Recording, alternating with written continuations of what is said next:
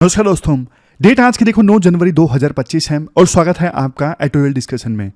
आज देखो total 4 issues हम डिस्कस करेंगे, 2 इंडियन एक्सप्रेस के और 2 द हिंदू के।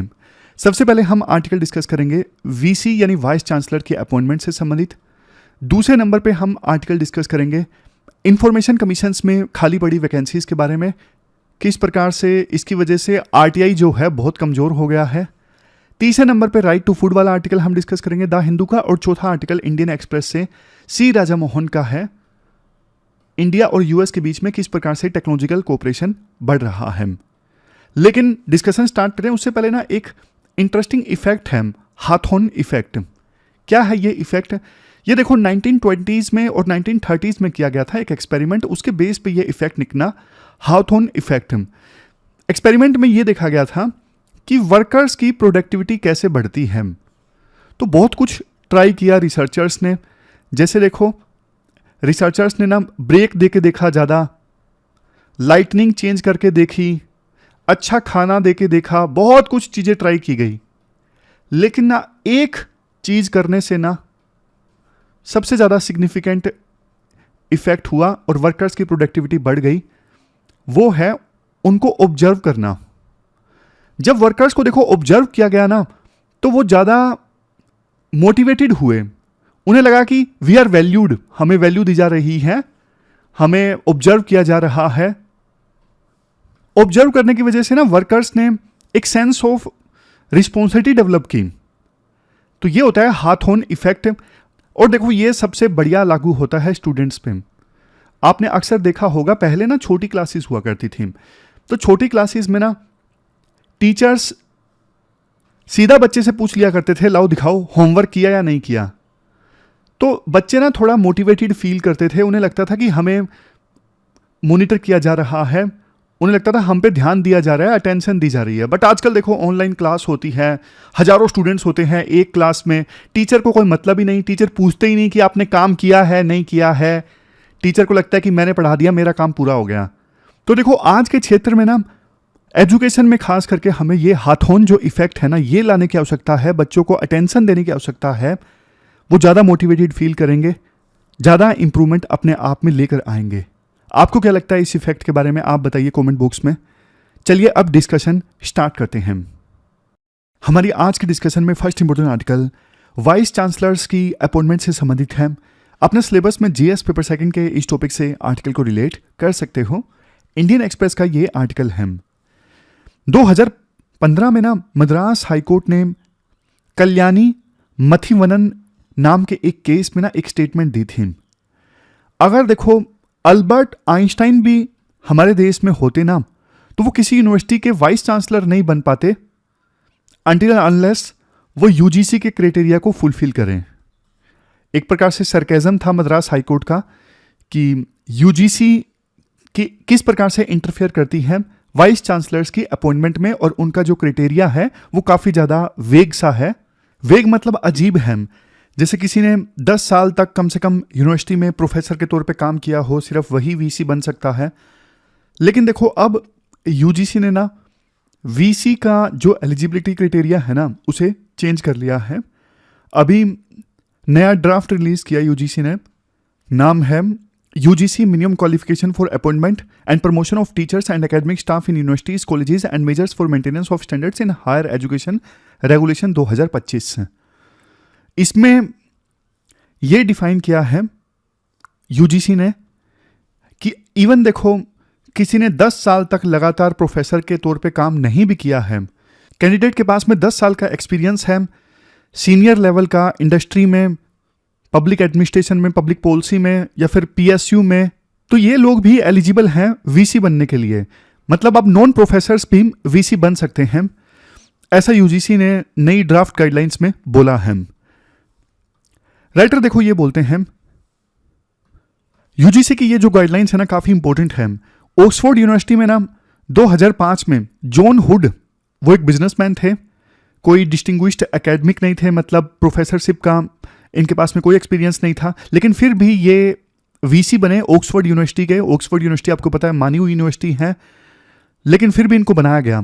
तो हमारे यूनिवर्सिटीज़ में भी ना हमें वर्सेटाइल लीडर की आवश्यकता है, सिर्फ टीचर की आवश्यकता नहीं है। जो वीसी होते हैं ना, वो एक प्रकार से देखो यूनिवर्सिटी सिस्टम का ना सिंबल होते हैं। बट हमारे देश में वीसी की जो अपॉइंटमेंट है ना, वो पॉलिटिकल रीजंस की वजह से ज़्यादा होती है। जब कांग्रेस की सरकार थी तो कांग्रेस पार्टी की आइडियोलॉजी को सपोर्ट करने वाले लोगों को वीसी की पोस्ट पे बिठा दिया जाता था, लेफ्ट विंग आइडियोलॉजी फॉलो करने वाले को। और जब बीजेपी की सरकार आई तो वो लोग जो बीजेपी की आइडियोलॉजी को सपोर्ट करते हैं, राइट विंग को सपोर्ट करते हैं, उनको वीसी की पोस्ट पे बिठाया जाने लगा। लेकिन नतीजा क्या निकला आप बताइए। हमारे देश में, क्योंकि अभी की यूजीसी की गाइडलाइंस तो यही बोलती है ना कि कम से कम 10 साल का प्रोफेसरशिप का एक्सपीरियंस होना चाहिए, तभी वीसी बन सकता है कोई कैंडिडेट। लेकिन सारे वीसी हमारे देश में एकेडमिशियन हैं। लेकिन यूं बताइए, फिर भी क्या कोई यूनिवर्सिटी वर्ल्ड की टॉप यूनिवर्सिटीज में आती हैं? नहीं आती। इसीलिए यूजीसी का जो नया चेंज है वो काबिले तारीफ है। राइटर बोलते हैं, देखो वीसीज खोजने के लिए ना, वाइस चांसलर खोजने के लिए मैं खुद 11 सर्च कमेटीज का हिस्सा रहा हूं और मैंने ये पाया कि देखो वीसी बनने के लिए ना एप्लीकेशंस तो बहुत सारी आ जाती हैं, क्योंकि न्यूज़पेपर में पब्लिश होती हैं एप्लीकेशन, तो बहुत सारे लोग वैसे ही अप्लाई कर देते हैं। उनमें से अच्छे लोगों को खोजना, उसमें काफ़ी टाइम वेस्ट होता है। तो एक ऑप्शन ये हो सकता है कि करंट जो वाइस चांसलर हैं या फिर फॉर्मर वाइस चांसलर हैं या कुछ पब्लिक इंटेलेक्चुअल, जजेस, लीडिंग प्रोफेसर्स, उनसे नॉमिनेशन मांगा जाए कि आप बताओ आपके अनुसार वीसी की पोस्ट के लिए कौन बढ़िया है। और पूछा जाए इन लोगों से, आप ये भी बताइए कि ये पर्सन जिसको आप रिकमेंड कर रहे हो ये बढ़िया क्यों है, क्या क्वालिटी है इसके अंदर। फिर एक फॉर्मेट भी दिया जाए ऐसे लोगों को कि जिसको आपने रिकमेंड किया है उसकी लीडरशिप क्वालिटी कैसी है, टीम वर्क में विश्वास कैसा है, प्लूरलिज्म में विश्वास करता है या नहीं करता। मतलब तरह तरह के जो यूनिवर्सिटी में स्टूडेंट्स हैं, टीचर्स हैं, अलग अलग धर्मों के, अलग अलग कास्ट के, तो इस प्रकार के प्लूरलिज्म में उसका विश्वास है या नहीं है, कॉन्स्टिट्यूशनल वैल्यूज में उसका विश्वास है या नहीं है। तो ये सब फॉर्मेट में पूछा जाए उन लोगों से जो रिकमेंड करें इस कैंडिडेट को वीसी बनाया जाए। और एक क्वालिटी जो हमेशा नेग्लेक्ट कर दी जाती है वो है हम्बलनेस, ह्यूमिलिटी। अगर देखो वीसी एरोगेंट है तो फिर वो यूनिवर्सिटी का भला नहीं कर सकता। एरोगेंट लीडर कभी भी भला नहीं कर सकते, क्योंकि वो ईगो के चलते अच्छा काम करेंगे ही नहीं। मतलब उनको लगेगा कि ईगो इंपॉर्टेंट है और बाकी चीज़ें इंपॉर्टेंट नहीं है। लेकिन जो पर्सन हम्बल होता है ना, वो बेस्ट इंटरेस्ट में काम करता है। वो ये नहीं देखता कि हाँ मेरी इज्जत थोड़ी सी कम हो रही है। इसके बाद राइटर बोलते हैं, कई सारे कमीशंस ने ना वीसी की अपॉइंटमेंट के ऊपर रिकमेंडेशंस दी हैं। जैसे कोठारी कमीशन 1964 में आया था। इन्होंने ये बोला था, वाइस चांसलर ऐसा पर्सन होना चाहिए जिसके पास में एकेडमिक लीडरशिप हो और एडमिनिस्ट्रेशन की एबिलिटी हो, और ऐसा पर्सन जिसके पास एक विजन हो, जो सोसाइटी के सभी वर्गों की रिस्पेक्ट कमांड करे। मतलब सोसाइटी के सभी वर्गों में उसकी रिस्पेक्ट हो, जो यूनिवर्सिटी की वैल्यूज के प्रति कमिटेड हो और जो यूनिवर्सिटी को एक अच्छी लीडरशिप प्रोवाइड कर सके। तो ये सब क्वालिटीज कोठारी कमीशन ने बोली थी। और देखो हमारे देश में ना कई सारे सिविल सर्वेंट्स ऐसे हैं जिन्होंने यूनिवर्सिटीज को लीड किया है फ्रंट से। जैसे जी पार्थसारथी डिप्लोमेट थे, लेकिन वो जवाहरलाल यूनिवर्सिटी के वाइस चांसलर बने और उन्होंने बढ़िया यूनिवर्सिटी को कमांड किया अपनी लीडरशिप में। KR नारायणन जो बाद में देश के राष्ट्रपति भी बने। इसके अलावा farmer vice president Hamid Ansari, वो भी अलीगढ़ मुस्लिम यूनिवर्सिटी के वीसी थे। इनफैक्ट देखो अलीगढ़ मुस्लिम यूनिवर्सिटी में तो काफ़ी सारे ब्यूरोक्रेट्स ने सक्सेसफुली वीसी के तौर पे काम किया है। जैसे बदरुद्दीन तैयब जी, सैयद हामिद, सैयद हासिम अली, महमूदुर रहमान, नसीम अहमद, ये सब ब्यूरोक्रेट्स थे, लेकिन अलीगढ़ मुस्लिम यूनिवर्सिटी के वाइस चांसलर भी बने। इवन जनरल्स की बात कर लीजिए, जनरल M.A. जाकी, ये देखो जामिया मिलिया यूनिवर्सिटी के वाइस चांसलर बने, और जनरल Z.U. शाह ये AMU के वाइस चांसलर बने, और इन दोनों का कार्यकाल काफ़ी अच्छा रहा। जहां देखो सिविल सर्विसेज में लेटरल एंट्री हो रही है प्राइवेट एक्सपर्ट्स की, प्रोफेसर्स को भी गवर्नमेंट में शामिल करना चाहिए। उनके पास में भी एक लंबा तजुर्बा होता है, वो गवर्नमेंट में आएंगे तो बढ़िया से पब्लिक सर्विस में कंट्रीब्यूट कर सकेंगे। इसके बाद राइटर देखो ये बोलता है कि ना हमारे देश में सरकार का ना इंपॉर्टेंट रोल रहता है वाइस चांसलर्स के अपॉइंटमेंट में, और यूनिवर्सिटीज़ के पास में वैसे ऑटोनॉमी होनी चाहिए, लेकिन यूनिवर्सिटीज़ की ऑटोनॉमी को कोई इज्जत नहीं दी जाती। वाइस चांसलर्स सेंट्रल यूनिवर्सिटीज़ में देखो अपॉइंट किए जाते हैं प्रेसिडेंट के द्वारा। प्रेसिडेंट जो है वो सेंट्रल यूनिवर्सिटीज़ में एक्स ऑफिशियो विजिटर होते हैं। मतलब उनके पास में प्रेसिडेंट की पोस्ट है, इस वजह से वो विजिटर होते हैं। जो भी प्रेसिडेंट होगा वो विजिटर होगा सेंट्रल यूनिवर्सिटीज़ का।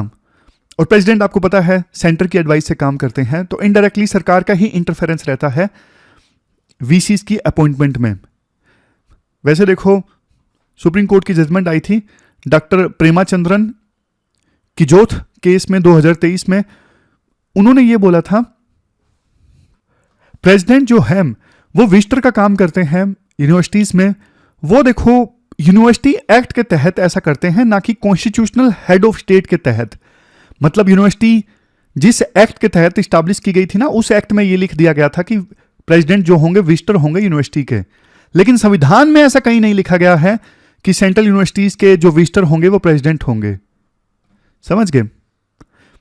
स्टेट यूनिवर्सिटीज में अपॉइंटमेंट गवर्नर के द्वारा की जाती हैं, लेकिन देखो जहां पे ऑपोजिशन रूल्ड स्टेट्स होते हैं ना, वहां पे थोड़ा बहुत गवर्नर अपनी चला लेते हैं सरकार के साथ लड़ाई करके। अदरवाइज तो सरकार की ही चलती है वाइस चांसलर्स को अपॉइंट करने में, इवन स्टेट यूनिवर्सिटीज में।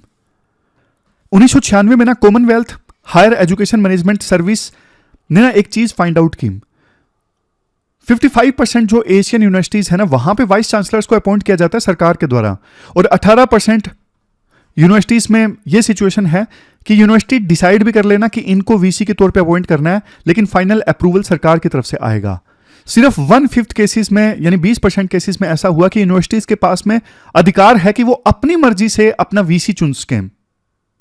जबकि देखो आप वेस्ट की यूनिवर्सिटीज में देखोगे ना, वेस्ट की यूनिवर्सिटीज में सरकार का इंटरफेरेंस वाइस चांसलर की नियुक्ति में बहुत कम है। यूनिवर्सिटीज अपनी मर्जी से डिसाइड करती हैं कि किन्हें हमें वीसी बनाना है। इवन अफ्रीका में भी गवर्नमेंट का जो डिसाइसिव से है वाइस चांसलर्स के अपॉइंटमेंट में वो बहुत कम है, क्योंकि देखो हर एक यूनिवर्सिटी की प्रॉब्लम्स अलग हैं, हर एक यूनिवर्सिटी की आइडेंटिटी अलग है। इसलिए यूनिवर्सिटीज को ऑटोनॉमी देना जरूरी है कि वो अपने हिसाब से अपना वीसी चुन सकें। तो ये जो ड्राफ्ट गाइडलाइंस आई है ना यूजीसी की तरफ से, ये देखो एक प्रकार से ऑटोनॉमी तो यूनिवर्सिटीज को नहीं देती हैं सीधा सीधा कि आप अपना वीसी खुद से चुन सको। बोला गया है कि 3 मेंबर कमेटी होगी जो नाम डिसाइड करेगी। 3 मेंबर कमेटी में एक नॉमिनी जो होंगे वो यूजीसी चेयरमैन के होंगे, एक नॉमिनी जो होंगे वो देखो चांसलर या विजिटर के होंगे, और बाकी तीसरे जो नॉमिनी होंगे रिप्रेजेंटेटिव होंगे वो यूनिवर्सिटी की तरफ से होंगे। वो या तो यूनिवर्सिटी की एग्जीक्यूटिव काउंसिल से होंगे या फिर सिंडिकेट से होंगे। तो राइटर कंक्लूजन में बोलते हैं देखो ये टॉप डाउन मॉडल जो है वीसीज के अपॉइंटमेंट का वो सही नहीं है। हमें यूनिवर्सिटीज पे भरोसा करना चाहिए, उनको मेजर रोल देना चाहिए अपने वीसीज को चुनने के लिए, और यूनिवर्सिटीज को स्टूडेंट सेंट्रिक होना चाहिए ना कि वाइस चांसलर सेंट्रिक। तो ये पूरा आर्टिकल हमने डिस्कस किया। चलते हैं आगे। इसके बाद नेक्स्ट आर्टिकल देखो इंफॉर्मेशन कमीशंस में वैकेंसीज से संबंधित सुप्रीम कोर्ट के एक वर्डिक्ट के बारे में है। आप सिलेबस में जीएस पेपर सेकंड के इस टॉपिक से आर्टिकल को रिलेट कर सकते हो। मुझे एक बात बताइए, कोई भी संस्थान कोई भी इंस्टीट्यूशन कैसे काम करेगा अगर देखो उस इंस्टीट्यूशन को चलाने के लिए जो पोस्ट है वही वैकेंट है। समझ गए? अब मान लीजिए पीडब्ल्यू ओनली एस में चलाने वाले लोग हैं 10, लेकिन 10 की 10 पोस्ट खाली हैं, तो पीडब्ल्यू ओनली एस कैसे चलेगा? उसी प्रकार से देखो जो इंफॉर्मेशन कमीशन है ना, जैसे नेशनल लेवल पे सेंट्रल इंफॉर्मेशन कमीशन है और स्टेट लेवल पे स्टेट इंफॉर्मेशन कमीशन हैं, उनको चलाने वाले जो इंफॉर्मेशन कमिश्नर है ना, उनकी पोस्टें खाली पड़ी हैं और यूनियन गवर्नमेंट और अलग अलग राज्य सरकारें उन पोस्टों को फिल ही नहीं कर रही हैं। तो कैसे ये संस्थान काम करेंगे? आप देखो आरटीआई लगाते हो, आपको आरटीआई के तहत प्रॉपर इंफॉर्मेशन नहीं मिली, तो फाइनल जो अपील जाती है वो इन्हीं इंफॉर्मेशन कमीशंस के पास में जाती है। बट आपको ये जान के हैरानी होगी, जो सेंट्रल इंफॉर्मेशन कमीशन है ना, उसमें मैक्सिमम 11 मेंबर्स हो सकते हैं, मतलब एक चीफ इंफॉर्मेशन कमिश्नर प्लस में 10 मैक्सिमम मेंबर। उसमें से 8 पोस्टें तो खाली पड़ी हैं, 8 पोस्ट आर वैकेंट। तो इसका मकसद तो देखो साफ है, आरटीआई जिसका मकसद था जनता को इंपावर करना, आरटीआई जिसका मकसद था सिस्टम में ट्रांसपेरेंसी लेके आना, एक आम आदमी भी इंफॉर्मेशन मांग सके। सरकार चाहती ही नहीं कि हाँ भाई ट्रांसपेरेंसी आए, जनता का इंपावरमेंट हो। सरकार आरटीआई एक्ट 2005 को कमजोर करना चाहती है, और इससे पहले भी देखो 2019 में सरकार की तरफ से यह प्रयास किया गया था। 2019 में ना आरटीआई एक्ट 2005 को अमेंड कर दिया गया था। पहले जैसे ये प्रोविजन था कि जो इंफॉर्मेशन कमिश्नर होंगे उनको 5 साल के लिए अपॉइंट किया जाएगा, फिक्स्ड कार्यकाल होगा, लेकिन अमेंडमेंट करके सरकार ने ये प्रोविजन कर दिया कि हमारी मर्जी है, मतलब सेंट्रल गवर्नमेंट अपनी मर्जी से इंफॉर्मेशन कमिश्नर्स को अपॉइंट करेगी अपनी मर्जी के कार्यकाल के लिए। तो बाद में रूल बनाए सेंट्रल गवर्नमेंट ने आरटीआई एक्ट 2019 को इंप्लीमेंट करने के लिए, मतलब आया 5 में था, 19 में अमेंडमेंट हुई थी। तो रूल्स में 3 साल का कार्यकाल कर दिया गया सेंट्रल गवर्नमेंट के द्वारा। मतलब 2 अलग अलग चीजें हैं। पहले का प्रोविजन एक्ट में था, आरटीआई एक्ट 2005 में प्रोविजन था फिक्स्ड कार्यकाल 5 साल का, लेकिन अमेंड करके प्रोविजन यह कर दिया गया कि हमारी मर्जी है, हम कितना भी कार्यकाल करें। फिर जब रूल्स रिलीज किए तो कार्यकाल बोला गया सेंट्रल गवर्नमेंट के द्वारा कि इनका 3 साल का होगा। तो मतलब साफ है कि कमजोर किया जा रहा है ना सिर्फ यूनियन गवर्नमेंट के द्वारा, अलग अलग राज्य सरकारों के द्वारा इंफॉर्मेशन कमीशंस को। कई सारी राज्य सरकार तो ऐसी हैं जहां पे देखो ये इंफॉर्मेशन कमीशन चल ही नहीं रहा है, अपील पे अपील आ रही हैं, या फिर कुछ इंफॉर्मेशन कमीशन तो अपील ले ही नहीं रहे हैं, क्योंकि मान लीजिए ऑफिस बना रखा है स्टेट इंफॉर्मेशन कमीशन, एक भी मेंबर नहीं आता, ऑफिस खुलता ही नहीं है, तो फिर क्या ही अपील लेंगे वो। ये सिचुएशन आ गई है। बट देखो सुप्रीम कोर्ट ने एक बार फिर से कमांड संभाली है। सुप्रीम कोर्ट ने डीओपीटी को बोला है कि भाई तुम क्या कर रहे हो, 2 हफ्ते के अंदर अंदर ये सारी जो इंफॉर्मेशन कमिश्नर की सिलेक्शन प्रोसेस है वो कंप्लीट करो और अपॉइंटमेंट्स को नोटिफाई करो। 2 हफ्ते का टाइम है तुम्हारे पास में। और यह भी पूछा गया है सुप्रीम कोर्ट के द्वारा कि आप सर्च कमेटीज के बारे में डिटेल्स दो, और जो लिस्ट है जिन्होंने अप्लाई किया है, जो एप्लीकेंट्स हैं, उनके बारे में भी इंफॉर्मेशन दो। सिमिलरली देखो स्टेट्स को भी सुप्रीम कोर्ट ने बोला है, उन्होंने भी अपॉइंटमेंट प्रोसेस स्टार्ट कर दी है। लेकिन दिक्कत यह है, स्टेट्स बोलते हैं कि हाँ हमने अपॉइंटमेंट प्रोसेस स्टार्ट कर दी है, टाइमलाइन नहीं देते। तो सुप्रीम कोर्ट ने उन्हें बोला है कि एक निश्चित टाइम के अंदर आप ये सारी जो अपॉइंटमेंट्स है वो कंप्लीट करो। अब देखो लास्ट में इस आर्टिकल में ये बोला जाता है, शुरू में बोला गया था कि अलग अलग फील्ड के जो एक्सपर्ट्स हैं वो इंफॉर्मेशन कमीशन में बैठेंगे, मतलब इंफॉर्मेशन कमिश्नर बनेंगे। लेकिन आपने एक चीज ध्यान दी होगी, ज्यादातर देखो जो रिटायर्ड ब्यूरोक्रेट्स हैं, रिटायर्ड सिविल सर्वेंट्स हैं, उन्हीं को चूज किया जाता है इंफॉर्मेशन कमिश्नर बनने के लिए, इंफॉर्मेशन कमीशन का मेंबर बनने के लिए। तो फिर अब एक चीज, कब से देखो वैकेंसीज खाली पड़ी हैं, फिल नहीं की जा रही थी, इस वजह से बैकलॉग बहुत सारा इकट्ठा हो गया है। बैकलॉग कवर करने के लिए तो बल्कि ज्यादा इंफॉर्मेशन कमिश्नर चाहिए। और देखो क्या हमारे देश में बार बार सुप्रीम कोर्ट को याद दिलाने की जरूरत पड़ेगी सरकार को कि भैया आपका काम है इंफॉर्मेशन कमिश्नर को अपॉइंट करना, आप अपना काम कर ही नहीं रहे हो? क्या कोर्ट बार बार याद दिलाएगी तभी सरकार काम करेगी? ये देखो अपने आप में काफी दुखद है। तो ये पूरा आर्टिकल हमने डिस्कस किया इंफॉर्मेशन कमीशन में मौजूद वैकेंसीज के बारे में। अब चलते हैं आगे। इसके बाद नेक्स्ट आर्टिकल देखो राइट टू फूड से संबंधित है। आप सिलेबस में जीएस पेपर सेकंड के इस टॉपिक से आर्टिकल को रिलेट कर सकते हो।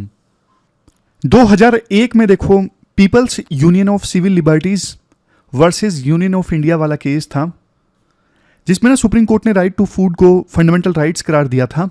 लेकिन देखो 2001 में वो जजमेंट आया था, 24 साल बाद भी राइट टू फूड वाले फंडामेंटल राइट को इंप्लीमेंट करने में बहुत सारे गैप्स हैं। राइट टू फूड को इंप्लीमेंट करने के लिए ना पीडीएस यानी पब्लिक डिस्ट्रीब्यूशन सिस्टम सरकार लेकर आई, ताकि सिटीजन्स को ना अफोर्डेबल फूड मिले, जो कि उनका कॉन्स्टिट्यूशनल राइट भी है। लेकिन देखो ग्राउंड पे क्या हो रहा है, बहुत सारे हाउस होल्ड्स ऐसे हैं जिनका पीडीएस लिस्ट से जो नाम है रिमूव कर दिया गया है, और ब्यूरोक्रेटिक हर्डल्स ने पीडीएस से अनाज प्राप्त करना इसे बहुत ज़्यादा डिफिकल्ट बना दिया है। क्या क्या चैलेंजेस हैं मैं आपको एक एक करके बताता हूं। सबसे पहले देखो मुशाहर कम्युनिटी है पटना में। अब इनकी केस स्टडी देखियो, ये कम्युनिटी ना पीडीएस प्रॉब्लम्स का ना बिल्कुल परफेक्ट एग्जांपल है। इनके पास में ना एक्टिव राशन कार्ड नहीं है, अगर कार्ड है तो उसमें फैमिली के सभी मेंबर्स के नाम नहीं है। बायोमेट्रिक वेरिफिकेशन मैंडेटरी होने से कई लोग सिस्टम से बाहर हो गए हैं। तो मतलब ये तो सिर्फ देखो मुशाहर कम्युनिटी तो सिर्फ एक एग्जांपल है, ऐसे हमारे देश में न जाने कितनी कम्युनिटीज हैं जो पीडीएस से बाहर हैं। और करप्शन काफी ज्यादा है। कायदे से देखो 5 किलोग्राम अनाज मिलना चाहिए, लेकिन 4 किलोग्राम राशन दिया जा रहा है, और वो भी लोएस्ट क्वालिटी का उसना राइस दिया जा रहा है, और वीट तो बिल्कुल भी नहीं दिया जा रहा। ये क्यों हो रहा है? क्योंकि देखो मॉनिटरिंग सिस्टम बहुत ज्यादा कमजोर है और अकाउंटेबिलिटी की बहुत ज्यादा कमी है। ये दिक्कत है। इसके बाद नेक्स्ट आता है डॉक्यूमेंट्स का जंजाल। अब किसी को देखो नया राशन कार्ड के लिए अप्लाई करना है ना, तो बहुत सारे डॉक्यूमेंट्स मांग लिए जाते हैं। आधार डिटेल्स तक तो ठीक है, आप कास्ट सर्टिफिकेट लेके आओ, इनकम सर्टिफिकेट लेके आओ, रेजिडेंस सर्टिफिकेट लेके आओ। अब देखो ये सारे डॉक्यूमेंट्स मांग लिए जाते हैं, ना तो नेशनल फूड सिक्योरिटी एक्ट में अनिवार्य किया गया है ये डॉक्यूमेंट जरूरी हैं, ना ही पीडीएस कंट्रोल ऑर्डर 2015 में अनिवार्य किया गया है। तो ये ई गवर्नेंस के चक्कर में इतने सारे डॉक्यूमेंट्स मांग लिए जाते हैं। और मेरा तो क्वेश्चन ये है, जब देखो हम एक नया सिम लेने जाते हैं तो 10 मिनट के अंदर अंदर हमारा सिम मिल जाता है, ऑनलाइन हमारी जो आधार कार्ड की डिटेल्स हैं वो फैच हो जाती है, ऑनलाइन वेरिफिकेशन हो जाती है। तो ये इनकम सर्टिफिकेट वाला डेटा, कास्ट सर्टिफिकेट वाला डेटा जो भी चाहिए, क्या ये ऑनलाइन वेरीफाई नहीं किया जा सकता? कि एप्लीकेंट को ही बोला जाता है कि आप ही लाके दो, और फिर जब जो एप्लीकेंट है लाके दे देता है तो फिर डिले बहुत ज्यादा होता है। कायदे से देखो नया राशन कार्ड 30 दिनों के अंदर मिल जाना चाहिए, बट कई कई जगह पे ना 4 से 18 महीनों तक का टाइम लग जाता है नया राशन कार्ड मिलने में, और इसका फायदा उठाते हैं बिचौलिए, मिडिलमैन। अब सारी जो प्रोसेस है ना नया राशन कार्ड लेने की वो ऑनलाइन कर दी गई है। अब आपको पता है गांव में हर कोई तो देखो इंटरनेट चलाता नहीं है, हर किसी को तो कंप्यूटर में एप्लीकेशन देनी आती नहीं है नई राशन कार्ड के लिए। तो मिडलमैन जो हैं वो एक्सप्लॉइट करते हैं, वो बोलते हैं 3,000 रुपये दो, हम आपका राशन कार्ड बनवा देंगे, आपको फिर फ्री अनाज मिलेगा। बट देखो कई बार तो फ्रॉड भी हो जाता है, 3,000 रुपये भी ले लेते हैं मिडलमैन और अप्लाई भी नहीं करते। तो जो गरीब लोग हैं जिनको लाभ मिलना चाहिए इस स्कीम का, वो देखो बहुत ज़्यादा चैलेंजेस का सामना कर रहे हैं पीडीएस का लाभ उठाने में। और लास्ट में राइटर यही बोलते हैं, देखो 24 साल हो गए, राइट टू फूड को इम्प्लीमेंट करना था अच्छे से, लेकिन अभी भी काफ़ी सारे गैप्स हैं और ये जो फंडामेंटल राइट है वो ठीक से इम्प्लीमेंट नहीं हो सका है। तो ये पूरा आर्टिकल हमने डिस्कस किया, चलते हैं आगे। इसके बाद नेक्स्ट आर्टिकल देखो, इंडिया यूएस रिलेशंस से संबंधित है। अपना सिलेबस में जीएस पेपर सेकंड के इस टॉपिक से आर्टिकल को रिलेट कर सकते हो। सी राजा मोहन का ये आर्टिकल है इंडियन एक्सप्रेस से। कंटेक्स्ट देखो ये है, यूएस के जो नेशनल सिक्योरिटी एडवाइजर है ना जैक सुलिवन, ये भारत की यात्रा पर आए। आप बोलोगे सर अब इनकी यात्रा का क्या ही सिग्निफिकेंस है, क्योंकि बाइडन का रूल तो वैसे भी जाने वाला है और 20 जनवरी को ट्रंप यूएस में राष्ट्रपति पद की शपथ लेंगे। राइटर बोलते हैं यही तो मतलब, जाते जाते भी यूएस के नेशनल सिक्योरिटी एडवाइजर की भारत मीटिंग। 3 चीजें पता लगती हैं इस विजिट से। सबसे पहला, बाइडन प्रशासन ने काफी प्रयास किया है भारत के साथ रिलेशनशिप को एक नए लेवल पर ले जाने का। पिछले 4 सालों में ना बाइडन के रूल में कभी कभी देखो क्राइसिस भी आए, जैसे यूक्रेन पे इंडिया की पोजीशन, लेकिन उन क्राइसिस की वजह से ना इंडिया और यूएसए की जो रिलेशनशिप है ना वो डिरेल नहीं हो पाई, खराब नहीं हो पाई। दूसरा, बाइडन प्रशासन ने ना सिर्फ इंडिया के साथ बल्कि जो दूसरे अपने अलाय कंट्रीज और जो पार्टनर्स हैं ना उनके साथ में एडवांस टेक्नोलॉजी को लेके कोऑपरेशन काफ़ी ज़्यादा मजबूत किया है। पहले देखो गवर्नमेंट टू गवर्नमेंट कोऑपरेशन हुआ करता था, बट बाइडन के रूल में यूएसए के साथ हमारा जो कोऑपरेशन है ना वो एक लेवल ऊपर उठ गया। ये जो इनिशिएटिव है ना आईसेट, क्रिटिकल एंड इमर्जिंग टेक्नोलॉजीज, ये इनिशिएटिव बहुत ज़्यादा इंपॉर्टेंट है। जनवरी 2023 में यूएस के नेशनल सिक्योरिटी एडवाइजर और हमारे नेशनल सिक्योरिटी एडवाइजर दोनों ने ये इनिशिएटिव साइन किया था। इस इनिशिएटिव में ना सिर्फ देखो गवर्नमेंट टू गवर्नमेंट एंगेजमेंट होता है, बल्कि देखो दोनों देशों के रिसर्चर, दोनों देशों के इंडस्ट्री पार्टनर्स, वो भी इन्वॉल्व हैं इस इनिशिएटिव में।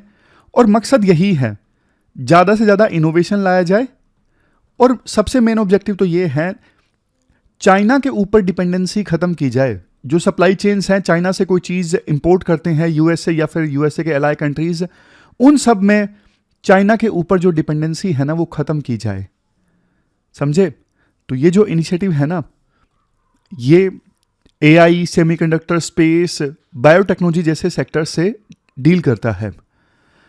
अब बात आती है तीसरी चीज क्या पता लगती है यूएस के नेशनल सिक्योरिटी एडवाइजर की भारत मीटिंग से।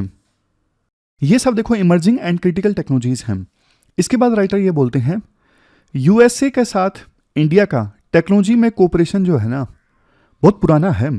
आज़ादी के बाद यूएसए ने इंडिया की मदद की थी, जैसे आईआईटी कानपुर को इस्टेब्लिश करने में, सीरस रिएक्टर दिया था इंडिया को। इसके अलावा 1960s में जो ग्रीन रेवोल्यूशन आया इंडिया में, उसको लाने में यूएस ने काफ़ी मदद की थी। तो शुरुआत से यूएस ने इंडिया की मदद की थी टेक्नोलॉजी में, लेकिन बाद में देखो इंडिया की दोस्ती थोड़ी यूएसएसआर के साथ में बढ़ती गई और इवन इंडिया ने 1974 में एक न्यूक्लियर एक्सपेरिमेंट किया था। तो उसके बाद फिर यूएस और यूएस के अलाइ कंट्रीज़ ने इंडिया से मुंह फेर लिया और टेक्नोलॉजी देने से मना कर दिया था। लेकिन बावजूद इसके इंदिरा गांधी और राजीव गांधी ने एक कॉमन ग्राउंड निकालने की कोशिश की थी 1980s में कि न्यूक्लियर जो इशू है ना उसको साइड में रख के कुछ दूसरे जो टेक्नोलॉजिकल इश्यूज है ना, अगर उन पे कुछ कोऑपरेशन हो सके, लेकिन कुछ खास सफलता मिली नहीं थी। फिर देखो 1990s में दोबारा से नॉन प्रोलिफरेशन पे काफ़ी चर्चा हुई कि इंडिया को न्यूक्लियर वेपन्स हासिल करने से रोकना है, लेकिन 1998 में फिर से इंडिया ने न्यूक्लियर एक्सपेरिमेंट कर लिया और उसके बाद यूएसए ने काफ़ी सारे सैंक्शंस इंडिया के ऊपर लगा दिए। तो उस समय तो टेक्नोलॉजी देने का सवाल ही नहीं उठता था। लेकिन देखो धीरे धीरे यूएसए को आवश्यकता महसूस हुई इंडिया की चाइना के अगेंस्ट, और इंडिया एक इतनी बड़ी इमर्जिंग इकोनॉमी, यूएसए को लगा कि इंडिया एक इंपॉर्टेंट मार्केट भी है। अच्छा देखो अभी जो हमने डिस्कशन की ना, इसमें एक बात ये भी लिखी हुई है, लेजेंड है। लेजेंड मतलब कहा यह जाता है कि 1960s में बल्कि यूएस ने इंडिया को बोला था कि हम आपको न्यूक्लियर वेपन वाली टेक्नोलॉजी देने को तैयार हैं। बट उस समय नेहरू थे, नेहरू थोड़े आइडियलिस्ट थे, तो उन्होंने मना कर दिया था कि हमें नहीं चाहिए। तो ये लेजेंड है। लेजेंड वो चीज़ें हैं, मतलब कहानी है, कहा जाता है, अदरवाइज ऐसा कोई लेटर सबूत वो सब चीज़ें नहीं हैं। तो उसके बाद क्या हुआ, ये सब चलता रहा। फिर देखो एक्चुअल में यूएस और इंडिया के बीच में रिलेशन इंप्रूव हुए 2005 से 2008 के बीच में। मतलब इंप्रूव तो पहले ही हो गए थे, लेकिन 5 से 8 के बीच में इंडिया और यूएस के बीच में सिविल न्यूक्लियर इनिशिएटिव साइन हुआ। ये देखो यूएस की तरफ से 360 यू टर्न था, 360 डिग्री टर्न था। ऐसे इसलिए था क्योंकि ये एक समय वो था, देखो यूएस से ये कोशिश कर रहा था कि किसी प्रकार से इंडिया न्यूक्लियर टेक्नोलॉजी ना हासिल कर पाए। अब ये वो समय आ गया था कि यूएसए खुद इंडिया की मदद करने को तैयार था कि हम आपकी मदद करेंगे न्यूक्लियर टेक्नोलॉजी में, न्यूक्लियर रिएक्टर्स को सेटअप करने में। तो मनमोहन सिंह थे उसमें भारत के प्रधानमंत्री और यूएस के राष्ट्रपति थे जॉर्ज बुश। बाद में देखो बैरक ओबामा और फिर डोनाल्ड ट्रंप राष्ट्रपति बने। इन्होंने भी देखो दोनों देशों के बीच में टेक्नोलॉजी में कोऑपरेशन को लेकर रास्ता क्लियर कर दिया। लेकिन असली डेवलपमेंट आई जब बाइडन राष्ट्रपति बने। दोनों, भारत की तरफ से प्रधानमंत्री मोदी और बाइडन दोनों ने मिलकर एक इनिशिएटिव लॉन्च किया, आईसेट, जिसके बारे में हमने शुरुआत में डिस्कस किया कि क्रिटिकल एंड इमर्जिंग टेक्नोलॉजीज को लेकर कोऑपरेशन। इसके बाद राइटर बोलते हैं देखो 2005 से लेकर 2009 के बीच में हमने यूएसए के साथ में सिविल न्यूक्लियर एग्रीमेंट तो साइन कर लिया था, बट उसके बाद कुछ खास प्रोग्रेस हुई नहीं। मतलब यूएसए की कंपनीज ने इंडिया में न्यूक्लियर रिएक्टर वगैरह स्टैब्लिश किए नहीं, और उसके पीछे एक एक्ट रिस्पॉन्सिबल है, civil liability for nuclear damage act 2010। इस एक्ट के अनुसार ना, अगर देखो जो न्यूक्लियर रिएक्टर का सप्लायर है ना, उसकी भी लायबिलिटी बनती है अगर कोई न्यूक्लियर हादसा हो गया तो।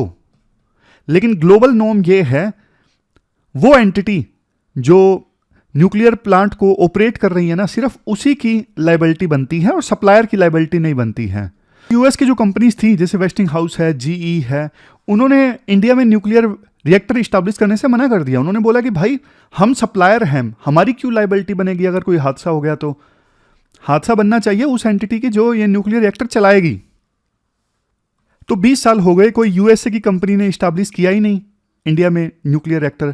अब देखो न्यूक्लियर पावर की ना काफ़ी आवश्यकता है, एआई का ज़माना है और बहुत सारे डेटा सेंटर्स इस्टेब्लिश होंगे, बड़े बड़े सर्वर चाहिए, डेटा की प्रोसेसिंग होगी बड़े स्केल पे। तो न्यूक्लियर एनर्जी क्लीन एनर्जी है, तो बहुत सारे देश हैं जो आज के समय में न्यूक्लियर पावर को काफ़ी तवज्जो दे रहे हैं।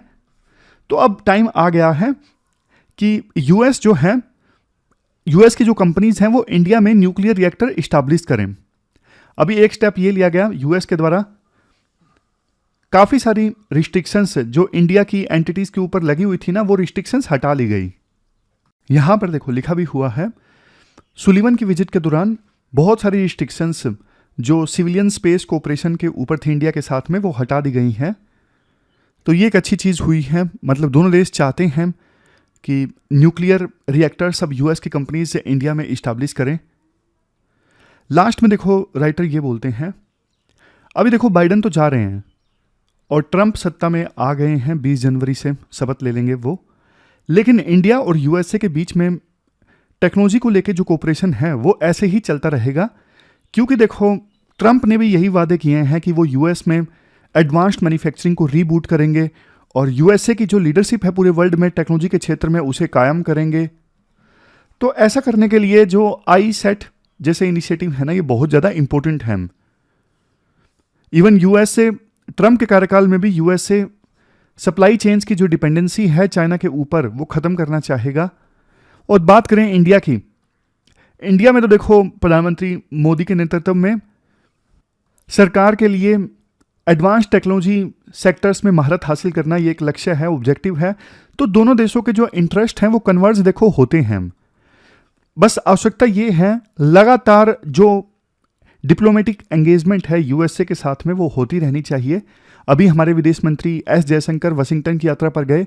नए जो वहाँ पे नेशनल सिक्योरिटी एडवाइज़र हैं माइकल वाल्ड्स, इनसे हमारे विदेश मंत्री ने मुलाकात की।